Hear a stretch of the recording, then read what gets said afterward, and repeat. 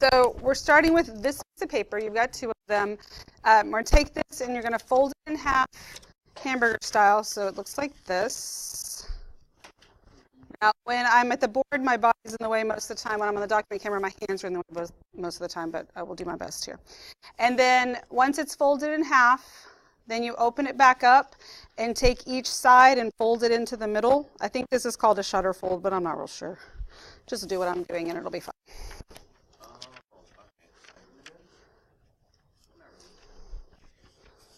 And you know, always just make sure you look at what I'm doing, check your neighbor. If you're just like doing something completely different than everybody else at your table, you're most likely wrong. We are going to cut in just a moment, but let me show you an example of what not to do. I made it all the way to 5th period the other day before I got an example of what not to do.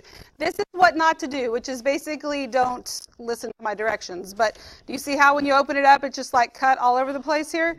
Because you just cut from the front, wasn't paying attention to nothing. Okay, so I didn't put lines on the front, because if you put lines on the front and the back and you run it through a copy machine, they never line up no matter how careful you are. So if you open this back up, you have these horizontal lines, 3 of them that go all the way across. You are not cutting all the way across because you'll cut it apart. But right, like over here, right underneath that, there's a blank we're going to write in. You can cut along this line just to the first crease. And then underneath the word found, you're going to do the same thing just until the first crease. If you need assistance, please let me know. It's okay. We all have our strengths and weaknesses. I'd rather cut it for you than it just be totally weird and wrong. All right. So this is what it should look like in the end. You're going to have 6 little doors on your foldable, like so. And today is there's not going to be any new information really, maybe just a tiny bit. We're really just taking what we have already done and putting it all together with a little acronym so that we can graph rationals and be able to figure out everything that we need, okay?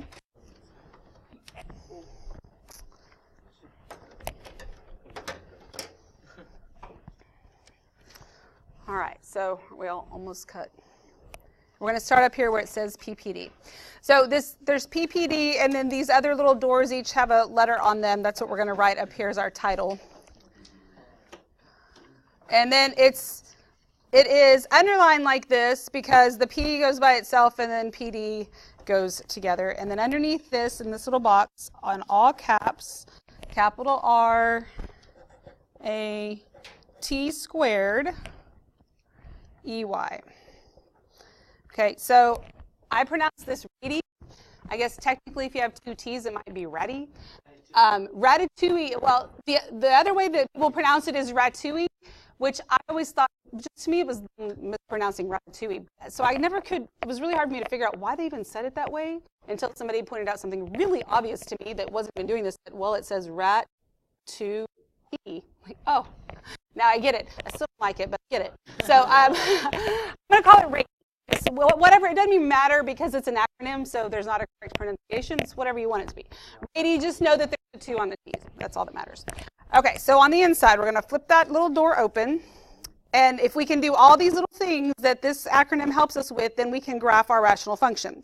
So the first thing that you look at when you're going to graph rationals is, does it have a parent? Okay, so that first P is, does it have a parent function? Because if it has a parent function, then we can just do transformations. We're not all going to have parent functions. We're actually not going to graph very many of them that do, to be honest with you. But if you do end up with one, then you just do it that way. Of a parent function that we have done. Oh, sorry, I was off.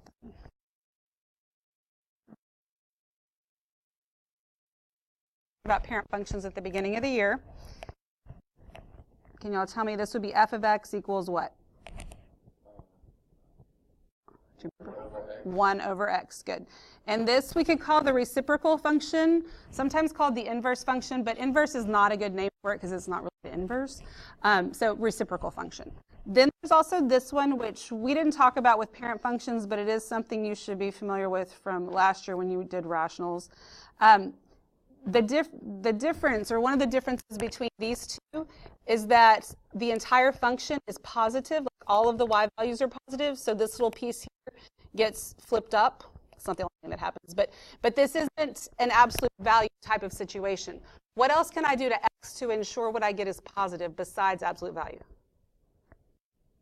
What else? Square it. Good. So this is f of x equals 1 over x. This is f of x equals 1 over x squared, which we call the reciprocal square. Squared just makes all the y values positive. Okay. All right, so that's the p. Does it have a parent? Then PD is our point discontinuity. Now, the little blank for discontinuity is kind of little. I couldn't make it any bigger, so I'm just letting you know. I didn't want to abbreviate it here, so we'll just make it right small in there. Discontinuity. There we go. We look for point discontinuity. So if I have point discontinuity, it means I have factors that they can't just be a constant. Factors that contain x that are common to what? Remember? How do we get our point discontinuity? We have to cancel them out, which means they have to, yes, which means they have to be common to the numerator and denominator.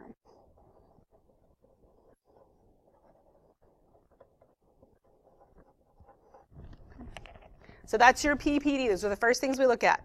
Does it have a parent? And then is there a point discontinuity? All right, so then we can close that little door. So R stands for, stands for roots. Okay, R is for roots. What's another word for roots? Zeros. Okay, so which either one of them is fine, but it's radi and not zadi, but it's the same thing, roots and zeros. So when we open this up, our roots are the x-intercepts. The x-intercepts, which are the zeros. Now, they are the zeros of the function, but they are zeros of what part of the function, the numerator or the denominator? You get your zeros from the numerator. And do you find these before or after reducing? After. What's the only thing you do before? Domain. Domain you do before, anything else you do after. Okay. We good? So we're going to close that little door, move on to A. A stands for asymptotes. And in this case, we have lots of different kinds of asymptotes, but in this case, we are only referring to the vertical asymptotes.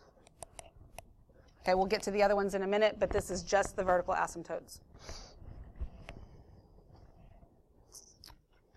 All right, so inside this little door, to have vertical asymptotes, you are going to have a unique factor. So it has to be unique, which means I'm not canceling it out, right? So a unique factor containing x, where? Where do we get those? Denominator.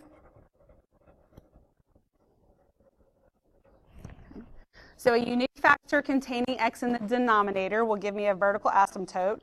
And these are equations of lines, a line or lines, depending on what's going on with that.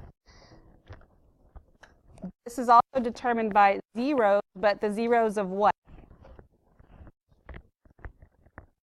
The denominator, that's where the factor is. So the zeros of the numerator, the zeros of the function, the zeros of the denominator determine your vertical asymptotes. Okay, we good? All right, so that's your A. Close that. Go up here and, oops, sorry, I didn't open it yet. The T squared, so it stands for 2. That's why there's a 2 there also. And it does stand for, or it means 2 things. Oh, what the heck am I doing? 2, oh, well, whatever. 2 things. I didn't write 2 twice there. Two things. Just 2 things, not 2 things, I guess, or whatever. 2 things, whatever. That's what I was trying to do. Not 4 things, which would be 2 things. 2 things. Yeah, whatever. All right, so we open this up. So this is where maybe the new information comes from, but it's not that bad. It says, do any factors of R, which would be our roots, which would be the numerator, or A, our vertical asymptotes. So any factors of the numerator or denominator have an even exponent. Now, this does not mean just do I have an even exponent in the numerator or denominator. It's the factors. It's the multiplicity that you're looking at. So if I have, for instance, here in the numerator, there is multiplicity of 2, right? So the factor x minus 3 has an exponent that's even, right? That means that if it's in the numerator, you have tangency. And your tangency means what's going to happen on your graph? Bounce. So this is like your bounce. Oh, that's bounce. Sorry, it's kind of small. And then I'm going to draw 2 tiny little pictures here, and they're pretty tiny, but we'll get the gist of it. So it could look like this, just part of the graph. It would bounce like that, or it could bounce like this. Basically, it hits the x-axis, but it doesn't cross through the x-axis. If you have that multiplicity in the denominator, so this factor x minus 3 has a multiplicity of 2 in the denominator, this gives you what we call togetherness. And so this is the part that's probably new for you, because tangency, this is just like what happens with polynomials. Okay, so it's in the numerator, like the polynomial part. The togetherness, it happens when you have a denominator like this. And so we're going to draw 3 tiny little pictures here. So let me draw my little axes. And they're pretty small, but it'll get you what you need. And then on each one of these, I'm going to draw a little asymptote right here. So this is my little dotted line. That's my asymptote. So here's what we mean by togetherness. On either side of the asymptote, if I do not have the multiplicity, then if this side is going to infinity, the other side is going to negative infinity. Togetherness means they're going in the same direction. So it would look like this on either side, right? Both going to infinity, or maybe both going to negative infinity.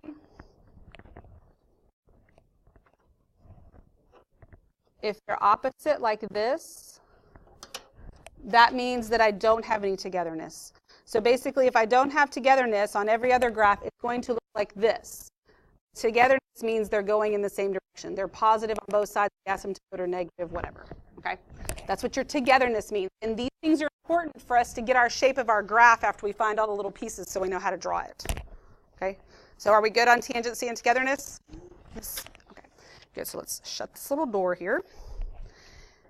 Then E stands for end behavior. Oh my gosh, I just cannot write today. End, the E was already there. So end behavior.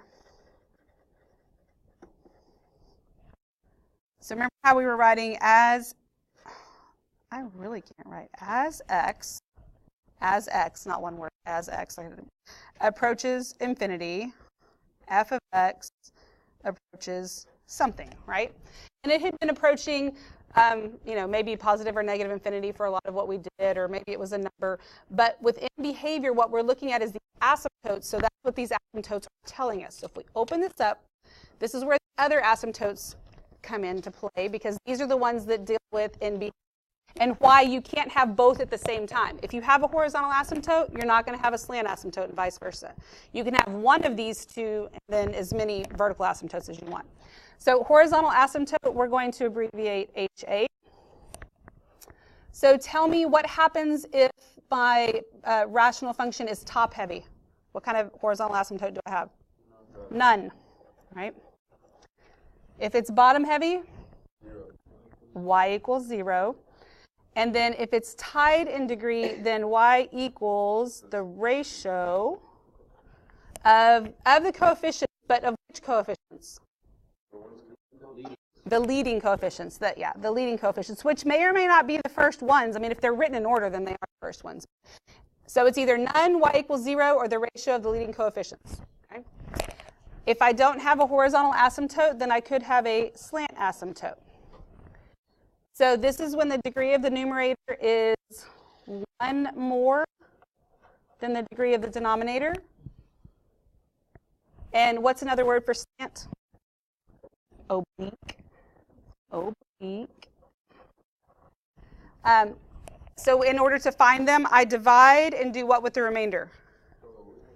Throw it away or ignore.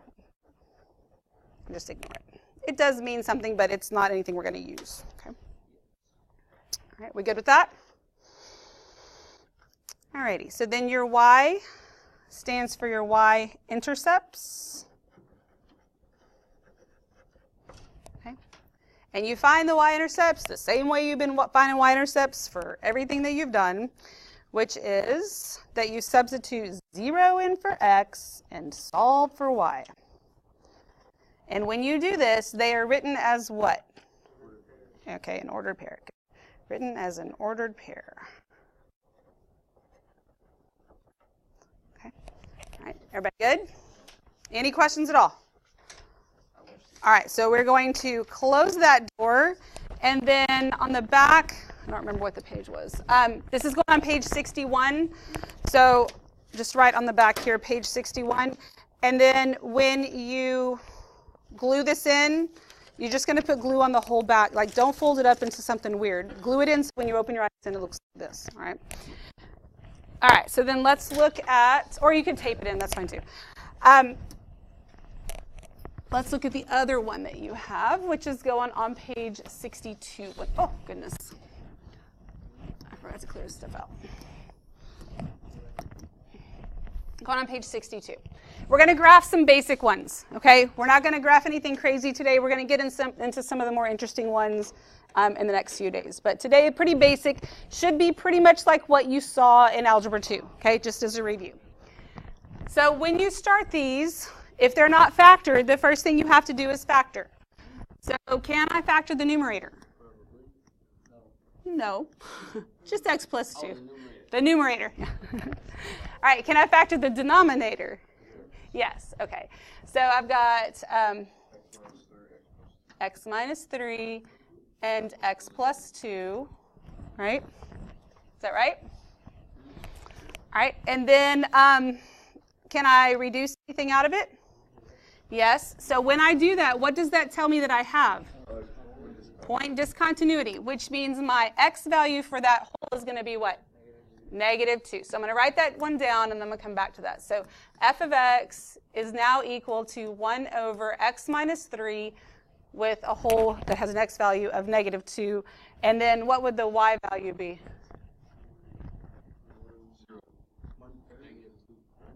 Well, I'm going to find f of -2, which is going to give me 1 over -2 minus 3. So negative what? Negative 1/5. Don't make this harder than it is. It's negative 1/5. Okay? Negative 1/5. All right. Now, does this have a parent? Is this a parent function with a transformation? Yes, this does have a parent. And so this parent function would look something like this, right? And we'll come back to that. We're still going to find everything else out, but we can just graph this with transformations. But honestly, we have to answer all the other questions anyway. It's really not that much harder just to do what we're doing here. All right, so let's look at finding the rest of this stuff. My roots, so what are the roots here? They are the zeros from where? The numerator. Do I have any? No, so do I write none? What do I do? Remember what we did yesterday? The empty set. I literally just make a set notation that's empty because it's the empty set. Do I have any vertical asymptotes? Yes. X equals what? 3. And it's a line, so it's written as a line, x equals 3. Is there any tangents or togetherness? Now remember, that means you have a factor that has an exponent, an even exponent. So no, because I don't even have any exponents. So this would be none here. Do I have a horizontal asymptote? It's bottom heavy. You can use your foldable. That's how we have it. What does it mean if it's bottom heavy? Okay, y equals 0. And then can I have a slant asymptote then? No. So this is none. And then my y-intercept would be 0 what?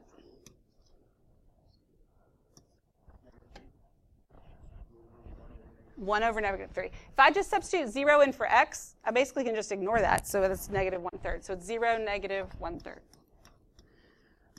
Okay, so then we're going to have to look at this number line. I'm going to rewrite my function because once I scroll, I can't see it. You don't necessarily have to rewrite yours, but f of x equals 1 over x minus 3. All right, so on this number line, I put all of my zeros, which I don't have any, right? And I put my vertical asymptotes. All I have there is the 3, right? Then I substitute in, I'm making my little sign chart like we've done, okay? I don't care about open circle, closed circle thing because I'm not solving an inequality. I just want to know where the function is positive and negative. So something less than 3 could be 0. So if I substitute in 0, is this thing going to be positive or negative? Negative. And that's like it, so it's just negative right there, right? And then if I substitute in a 4, is it going to be negative or positive? Positive. This overall it's positive. So then I shade my little number line. So this is, because remember your number line is like your x-axis. So my function values are all negative between negative infinity and 3, and they're all positive between 3 and infinity. So those are pieces that are going to help us graph our functions at some point. All right, so I come over here. I'm going to graph everything I can graph. Do I have any zeros to graph? No. Do I have any asymptotes? I have a vertical asymptote. Now, this also has a parent function, right? So with this parent function, what is the transformation that's happening? Right 3, right? And then what your vertical asymptote is at x equals 3, right? Well, remember, it was at x equals 0, and when we did these transformations, you just have to slide it 3 anyway. So there we go. Then we have a horizontal asymptote at y equals 0. I don't have my paper to look at, so the whole, where was the whole? You'll have to remind me. Oh, well, that's the y-intercept. Well, let's go ahead and do that though then. -2, -1/5. Okay, so -2, -1/5 is about right there, so I'm going to graph that hole. It should be empty. Then I have -2, or what was the y-intercept? 0 and -1/3, right about there. Okay. And so what this tells me is between negative infinity and 3, my entire graph is negative. Well, I have this asymptote here. So my function is going to come in looking like this, and then it's going to go down here, and it's going to stay negative. But then at 3, the whole thing's positive, so it's all up here above this asymptote. Does that make sense? All right, but I don't know where. Like, I don't have anything over here, but this is a parent function, so we can get a couple more points in here. My anchor points from the parent function were at 1, 1, and -1, -1. Remember that? So if I go to 1, 1, and all I'm doing is moving to the right 3, I go 1, 2, 3, I got a point right there. And then I was at -1, -1, I moved to the right 1, 2, 3, I got another point right there. Then I'm going to sketch in my graph because I know what it should look like from the parent function. When I'm hugging this asymptote here, make sure you don't go through the hole. It should be empty. That's the whole point of it, right? So I know. I was wondering if you're going to catch my joke there. All right. I'll be here all week, guys. And then over here, you have to have at least 1 point in each section of your graph. Sometimes you need more than one. This 1 point is enough because we know what it's going to look like this, okay? All right, are we all good on that? Let me go grab my paper so I have something to look at while you finish that.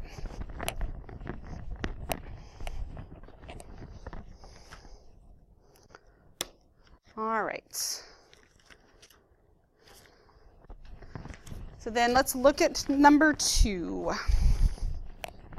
Go ahead and factor that. Number 2.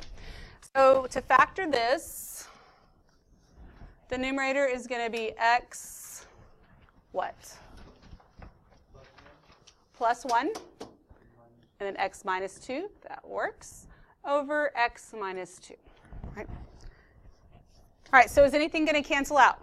Yes, it is. These are, so I need to make note of that here. This is going to give me a hole with an x value of what?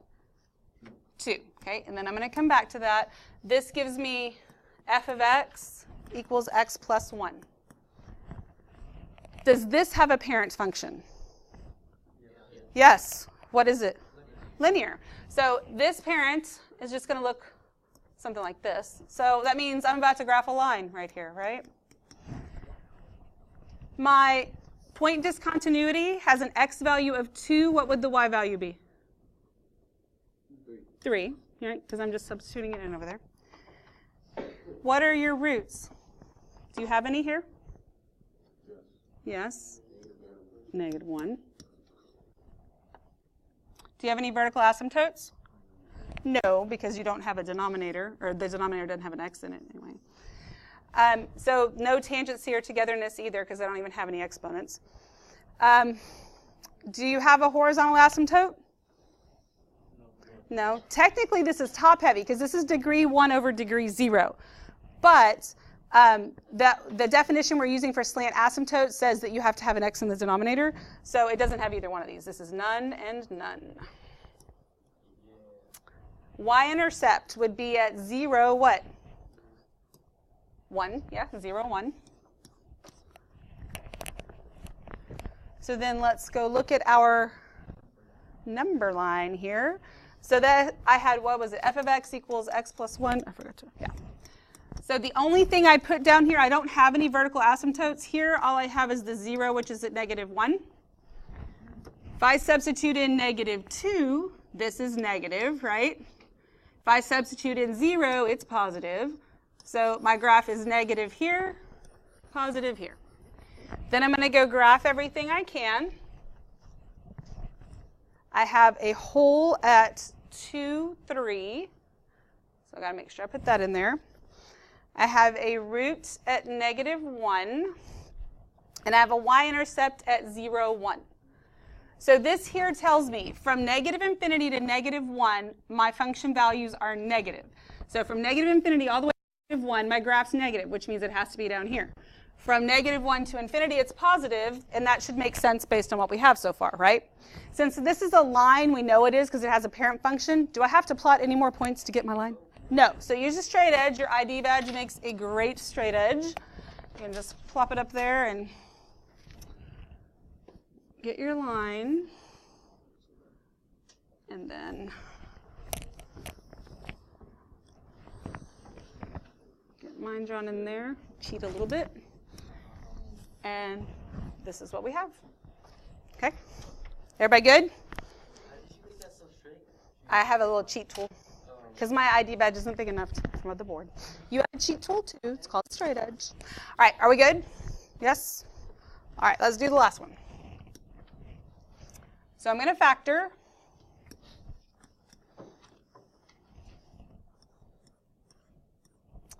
And I'm going to have x and x, right? This is negative, so the signs are opposite. So I have plus and minus. So what are the two? X plus what? 4 and x minus 3.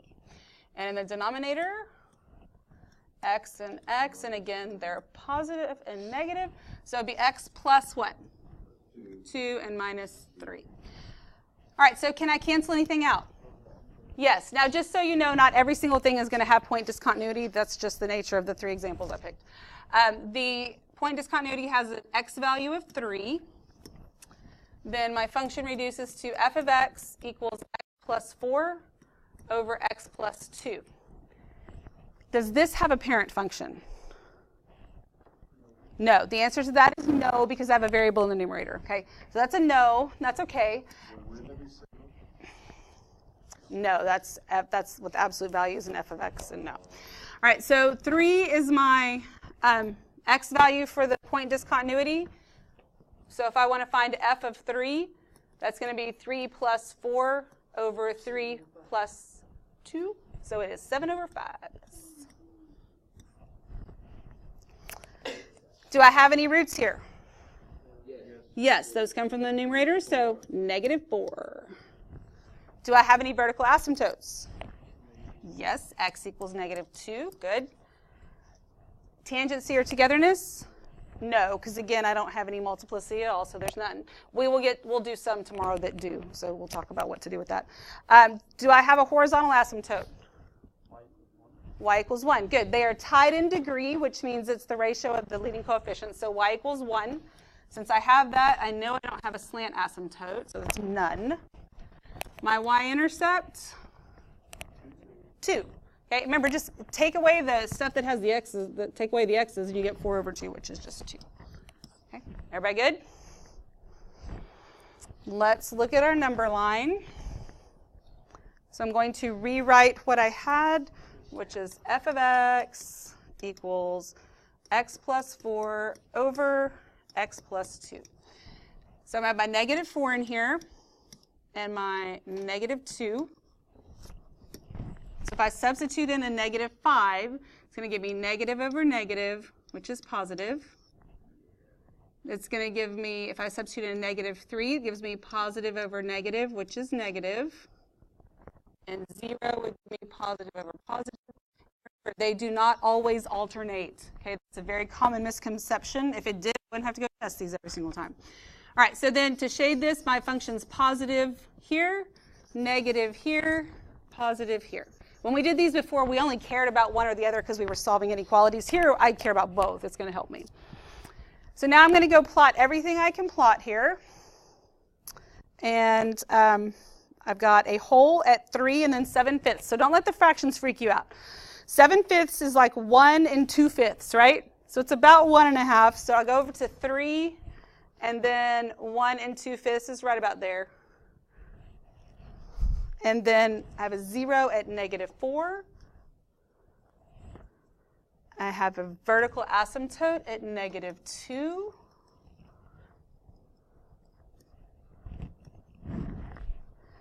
I have a horizontal asymptote at y equals 1. And a y-intercept at 0, 2. So let's look at what this thing over here is telling me. Because sometimes you have to use this to be able to get what's happening on your graph. Between negative 4, so between negative infinity and negative 4 right here, my function is positive, right? So my y values are up here somewhere. I know it's not down here. I cross through the x-axis. Then from negative 4 to negative 2, it's negative because it's going to continue on like that. But there's a reason I'm not drawing it in yet.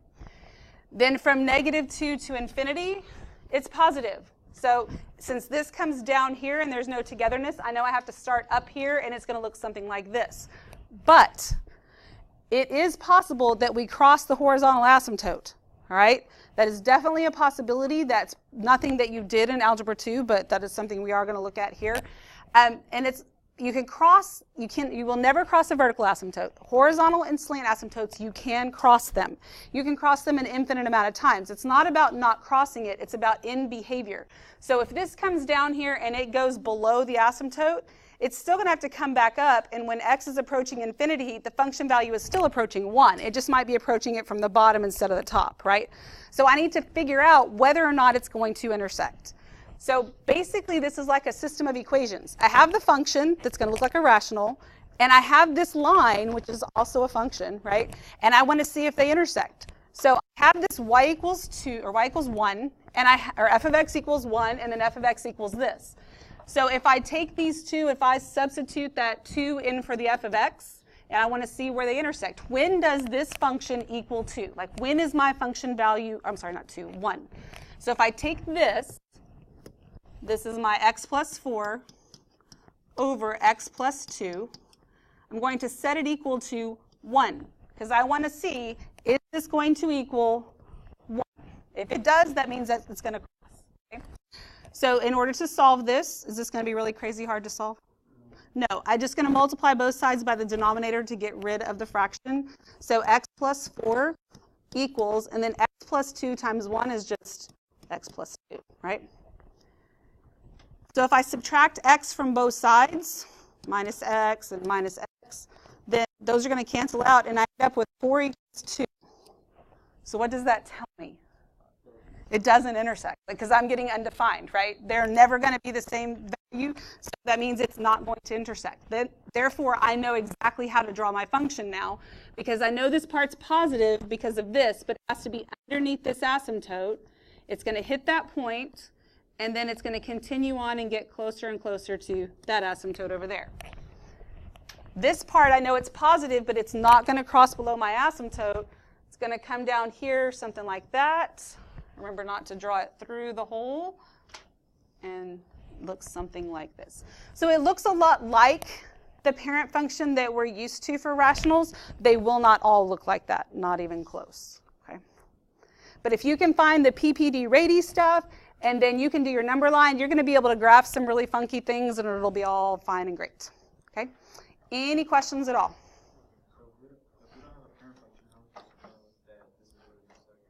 Well, okay, so we don't have a parent function. How do we know this is what it looks like? Well, we had these points, right? We found those anyway. We had our sign chart, so we knew this had to be positive here. And since it doesn't cross it and it gets close to this, this was my only option for that piece, right?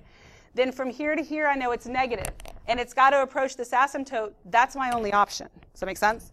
So then over here, I know it has to be opposite. I know it has to come down from here, since this one came up from there. It's going to have to go through these points. It doesn't cross the asymptote, so my only option is to get closer and closer and closer. Does that make sense? And we'll do, we're going to graph 4 more together tomorrow, where we'll see different things that happen. And like, how do we know? When we have no idea what it looks like, you'll still be able to graph it just fine. Okay, that's a very good question. Anything else? We good? All right, graphing is fun. Oh, I forgot to tell y'all you can get colors. You can because I have erasable matte pencils. They're forgiving if you mess up. So I know it's too late. Tomorrow we're going to graph with color. It's going to make it so much more fun. Okay. All right, you go ahead and glue these in or tape them in.